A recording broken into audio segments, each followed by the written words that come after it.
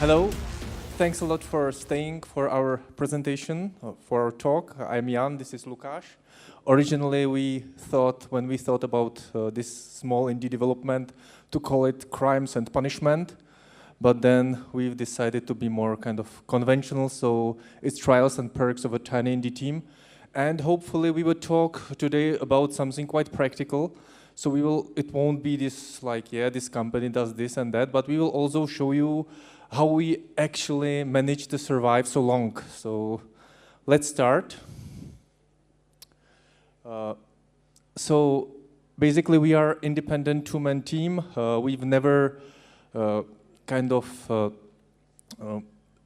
been different. Originally there was a company called Wild Boar Productions, which I formed with Laura McDonald in 2002, but we never got money for our dream project, and we are today very lucky. We are very happy that we didn't get the money, because we would not be able to make the game if we got the money with our no skills. So then we, in 2006, kind of changed to such a small two-man operation, and we kind of worked together since 2003, and we still managed to not to kill each other, which is also another kind of big achievement in our company. To this day, we publish 5 commercial and 1 freeware game. Of course, indie games, we are kind of based around the idea of narrative-driven, story-driven games. But we already try to bring something new, some aspect which is not very kind of common in games. Also, our kind of interesting cooperation was with Senscape and other indie developers. We did a game called Serena, which was featured on Kotaku. It was basically everywhere. And we had over 430,000 Steam owners of this game. It was freeware game, so obviously no sales, but it was a big success. And again, an example of a different narration in a video game. Yeah, and another thing is that we learned through all the years how to avoid all the shady publishers and the horrible contracts. So we learned the hard way. I believe most of you know about our Lace Mamba story. So yeah, that's another thing we had to learn. And we still didn't give up. So I think that's introduction of CB software. And I will give the microphone to Lukáš now. So hello, hi everyone. So we discovered and learned that we can manage to create a game. So it was, and it is always important to choose the right tools to create some title of some game. So the crucial part is to choose the right engine, obviously. In the many years we worked together, we went through many engines, ranging from the grotesque Torque 3D through the Wintumute engine, which is really old but still is quite good for pre-rendered adventure point-and-click games. Then we switched to Unity, which was a big step for us to move to the 3D world. We released 1 game on Unity and many other non-game projects, and we ended up with Unreal 4, which I will talk about later. So even we are just 2 guys, the important part for the development is, of course, the versioning to keep our project up to date, and we also get used to write a wiki of our project where everything is written, and if we get lost, we just look into the wiki, and we are on the right way again. So for time management, we use 14 days sprints, so we are quite fast and agile in the development, and also it is crucial for us to choose the tools for our work which we are used to and which we are comfortable into, and so on. So yeah, that's don't have to have comment. Okay. Okay, thank you. So I just add to the content creation tools that we are not very flexible with this, so we are using tools we've been using for ages, and whenever we decide to do something else, to go for some different package, we really carefully consider this, and basically that's one important lesson, that if you kind of know something, despite the fact that someone comes and say, yeah, this is really great, this is much better than what you've been using for 20 years, then just be very careful about this, because it can cause you a lot of pain. But let's go on with the choosing the right people. We are two people, but we definitely need people who are kind of supporting us. So first of all, especially in Czech Republic, you need a good accountant. And that's basically because the laws are so untransparent. There are so many absolutely horrible things nobody really knows about, that having someone who takes care of this kind of thing, which contracts you are even eligible to sign, how you can invoice, how taxes work, how VETMOS work. So all these things you need if you are in the company and you actually are not doing a freeware games. Another thing is that this is special for us because we are a very story-driven company. It's not only about going to your first English native speaker or some language school teacher, but having an actual writer who is a native speaker helping you with the text is a must. Otherwise, you know, you end up with the text which is grammatically correct but doesn't have the flow, and as neither of us is a native speaker, we really need someone who would kind of edit the text, who would kind of more collaborate in a creative way on the story. And another thing is having a dedicated PR helps a lot. By this I mean a lot of publishers will tell you, okay, we will do a PR for 15,000 grand, $15,000 and blah blah. You have no control what they are doing. So if you hire your own PR agency or somebody who is doing this for you, you have total control. You can ask for a work list, what they do. You can make it as a measured contract, whatever. But basically, you know what they are doing. If you put it to some publisher, they would just, you know, use it as a kind of gimmick which never usually materializes. And this is what happened to us with many publishers over the years. And also important is knowing what to outsource. Usually it's about things when you have to carefully evaluate. Okay, can I afford spending 1 month of Lukáš's work to build this complex shader? Or is it better to ask someone who kind of does it every day and we just buy it as a kind of thing? So this is important decision, and I would like also to break the myth that when you are indie you have to do everything yourself. Usually it doesn't pay up. If you have at least a little budget, always think about things which will save your work. Okay, I just very quickly go through our development roles. So that's me, the guy with the big forehead, as Lukáš calls me. And I would like to say that I am actually a cello player and a composer.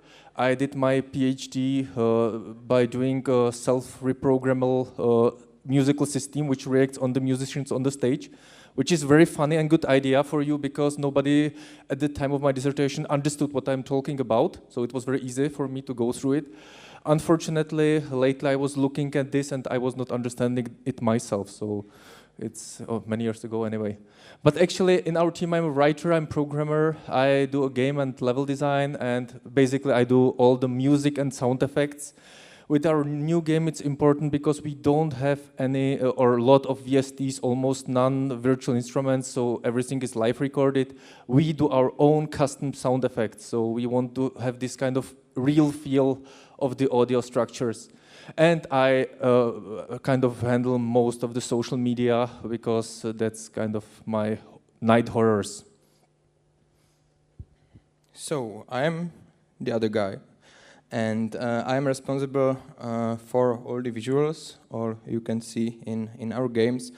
So it's basically 2D, 3D graphics, UI design, animations, videos, everything, including the websites, the posters, the press release graphics, and so on and so on.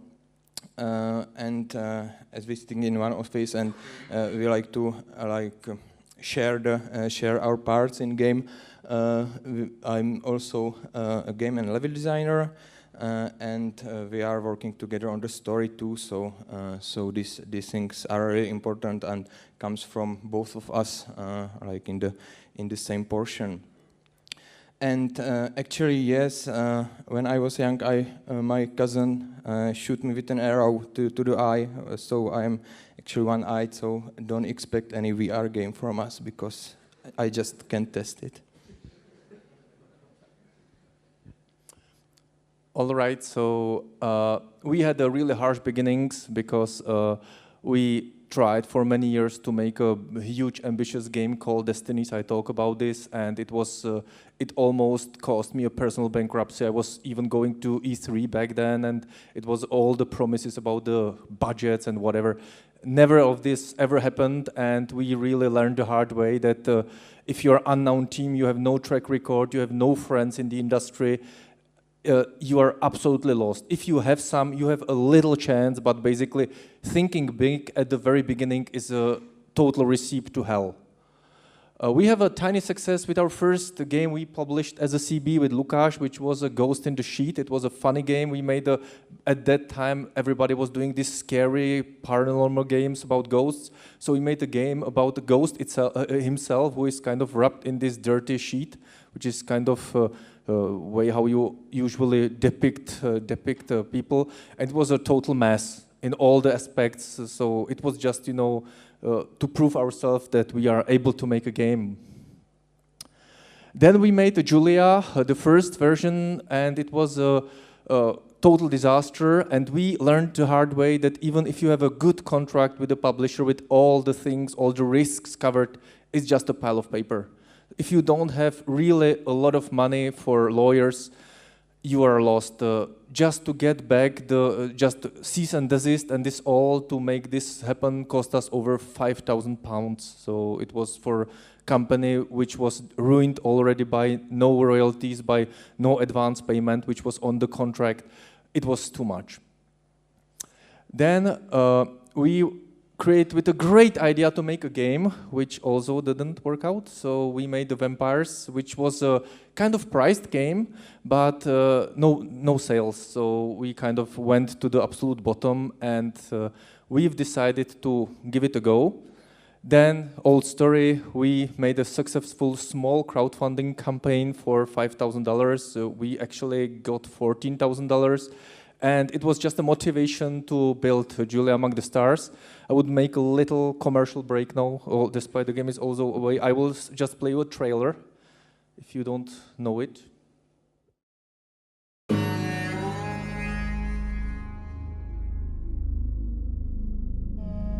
Greetings, Rachel Manners. Please exit the cryo chamber and proceed immediately to the main deck.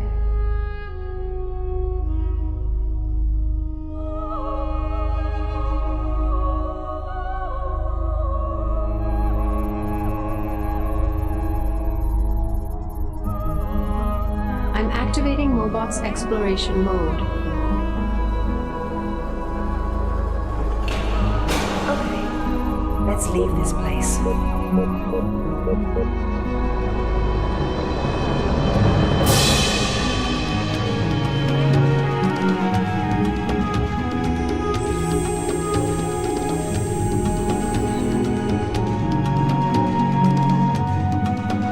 We need to narrow down the possibilities with these wires.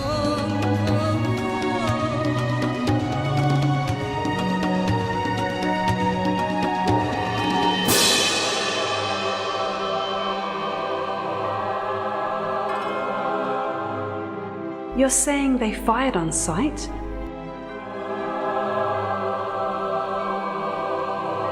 We need to stay focused, Rachel. You're the last surviving member of the expedition, and you need to finish what you've started.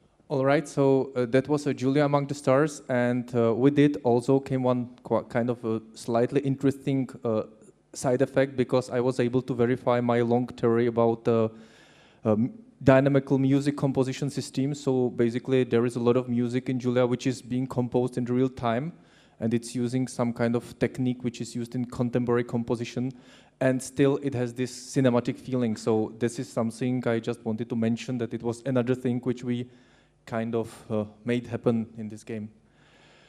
And also we persisted despite the circumstances and many friendly voices telling us to quit, which is very common, that when you start to kind of pull your head out, then people will come and say, no, don't do it, you know, it doesn't, it's bad, it's stupid. So this is one thing, just ignore it. You know, if you are doing something, do it, and do it as best as you can. And there will be always somebody who is not doing things and tell you that, you know, you are doing it bad. Okay, so I just passed the control.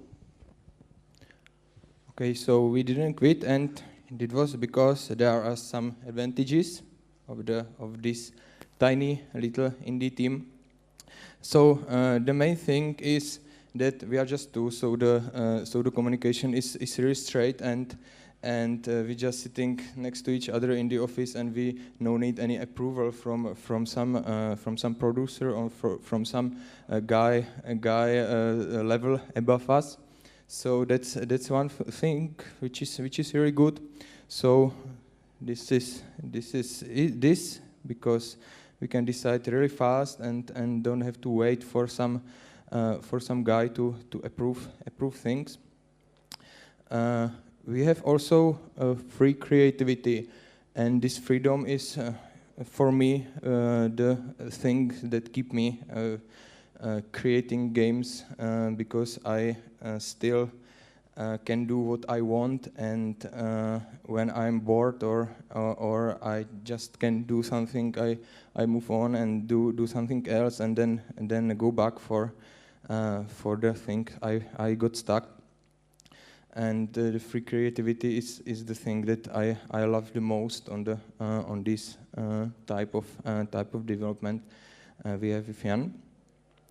The simple planning, it's related to the first post, and it's yeah, that's true, because we are just two and we have different roles, and the consistency is things that I always just miss in big games, because or big indie games, for example, that some people do something, for example, visuals, and some people do something different, and there is no consistency in it because I'm doing it by myself, that there is no one else. So the consistency is pretty well maintained in this point.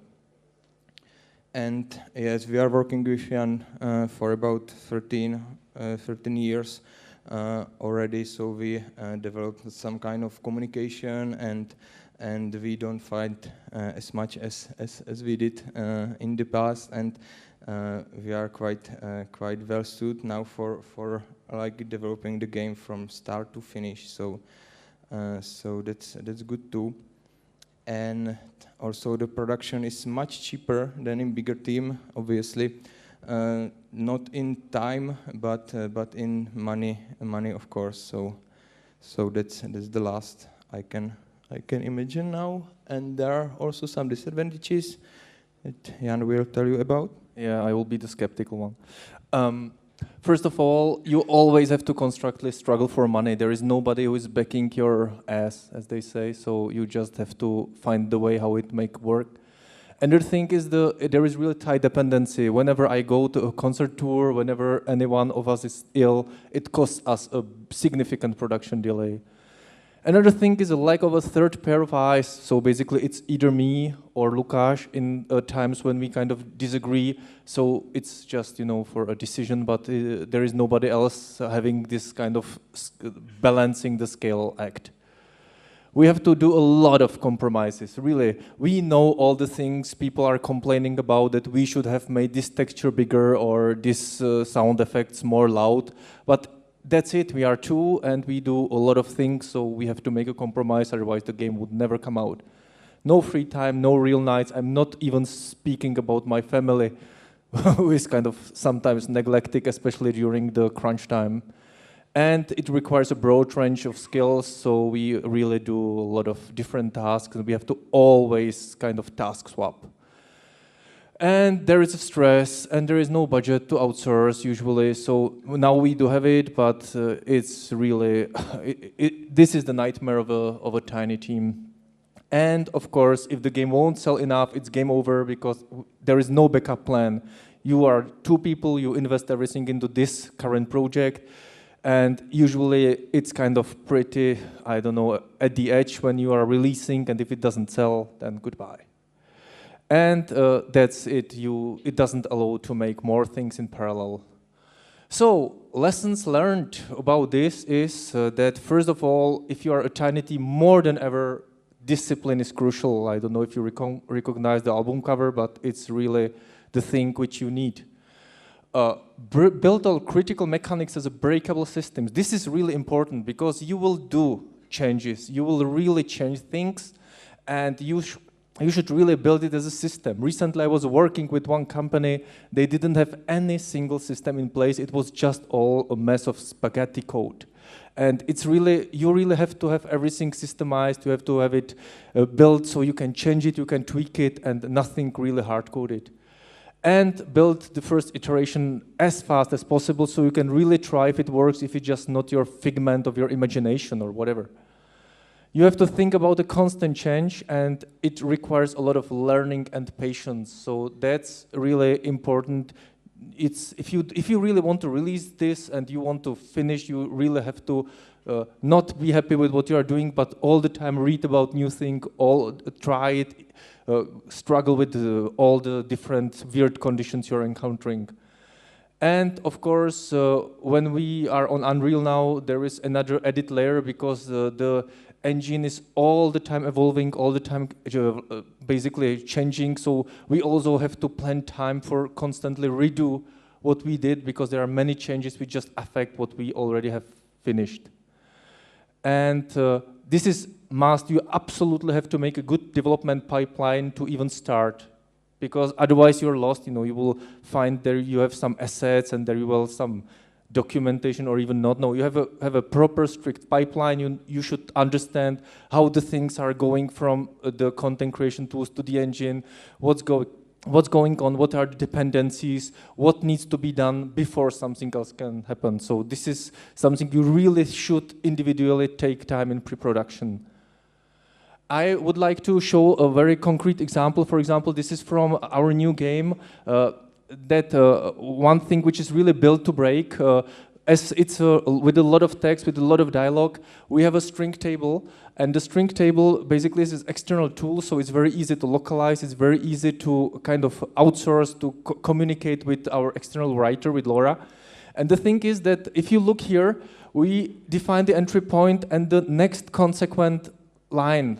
So what happens is that when the dialogue writer decides that it needs to be shortened, it needs to be kind of longer, whatever, you just change these references and you don't touch any line of code, any blueprint in Unreal. Basically, the game itself just, finds what's next, and when it reaches 0, it ends.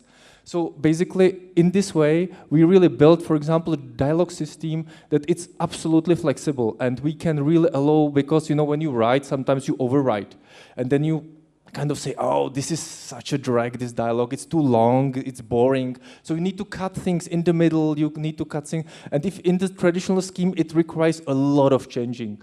So what we do here is this is kind of translation from the kind of script format to this data table, and here the referencing just serves that you set entry points, like dialogue starts at 150, you know who is talking, to whom it's talking, the caption, the time, there is some also direction thing that you can also have some pause if it doesn't immediately kind of follow, and the language, so, and also acting direction, which is not filled yet because there are some temp data. Okay, so I think it's time for another trailer. Yeah, this is from our new project we are working on now, and it's just a teaser. So stay tuned for some new information in the future. Pre-alpha visuals.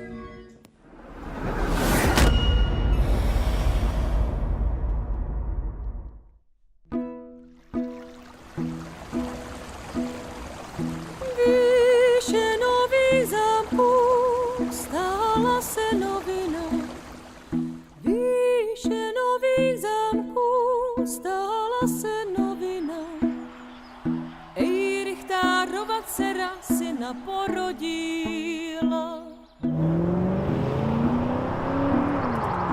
Jak ho porodila, do vody hodila. Jak ho porodila, do vody hodila. Ej, její kamarádka se na ňu dívala. Kamarádko moja, co s tou dělala? Kamarádko moja, co s tou dělala? Ej, že jsi to nemluvňátko do vody hodila.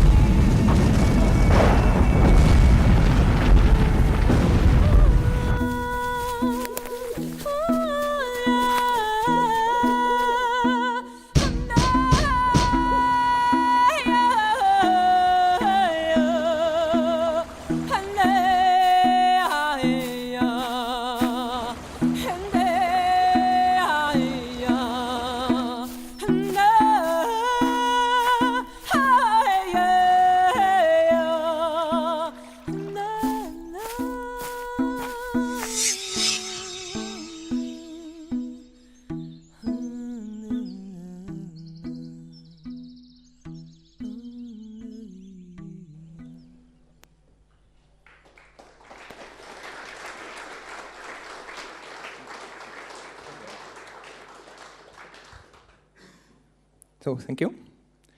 This is our new game, as I said, and it's under Unreal Engine and Unreal Engine. It feels like you are in the heaven and in the hell at the same time, maybe as in every engine, and it's an incredibly powerful tool. So especially in the visuals, you can achieve great things in it. And for example, in comparison to Unity, I'm really happy to work in Unreal Engine regarding the visuals, of course. But it's also the incredibly complex tool, and there is so many checkboxes and so many settings. You easily get lost in it, and everything is connected between, and you just sometimes get lost between the checkboxes. So it requires a lot of time and learning and patience. And we read, and many people told us that two people can't work in Unreal Engine. But as we are experienced, for example, in Unity, and we have few years of experience in Unity, so the change to Unreal Engine wasn't that hard. Especially the fourth version is in many aspects quite similar to Unity.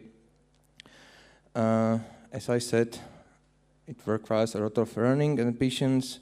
You can see it, Jan, he has half of his hair already because of our Unreal Engine. And yeah, he said about that and this too. And it's always very hard because you know that when you change to another version, you just have to redo a third of stuff you did in the previous version, but there are many cool things and eye shaders and hair shaders and new animation stuff and so on. So that's a very hard decision every time, but we still like updating and getting the risk. And yes, boxes. I'll take this one, blue one.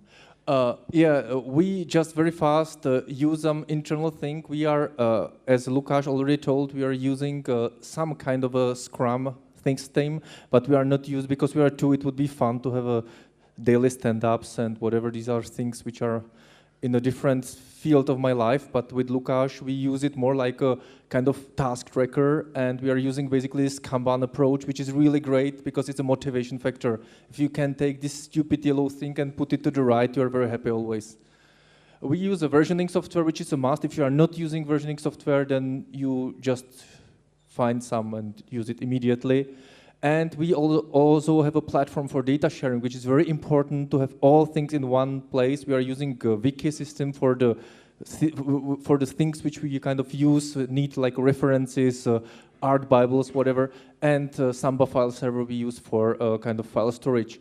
We also have a bug tracker. We use Mantis for that. So just for your, this is, for example, how our project hub looks. So there is one thing with our Someday You'll Return game that every single thing there has some kind of symbol attached. It's like a very symbolistic game. And the semantics we already have described, so we always can kind of cross-reference all the things. We also do virtual casting. Basically, we don't have voice actors.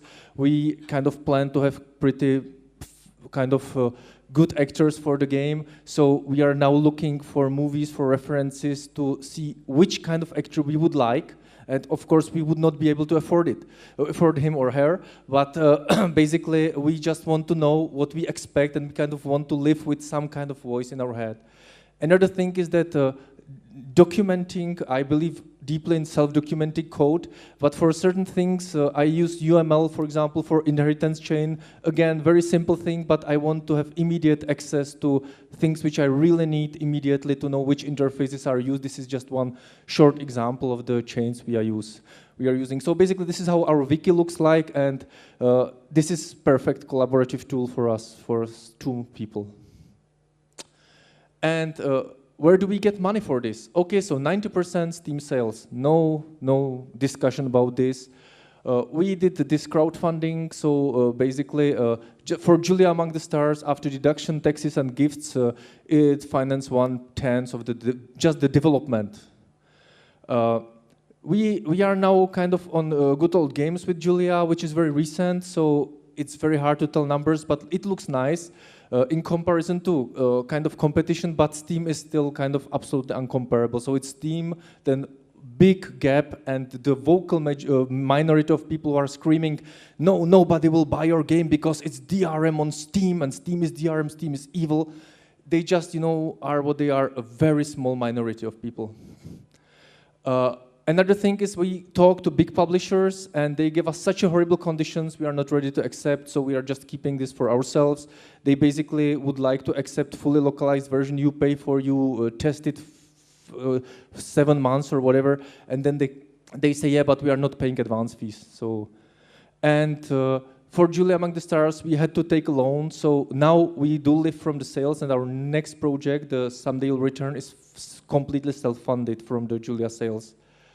We also did a few non-game related contracts which helped, so basically this is another thing to consider. If you can do something, some odd jobs here, it helps the studio a lot. Okay, and there are still companies which owe us money, which is the downside of these odd jobs. Okay, so that's yours?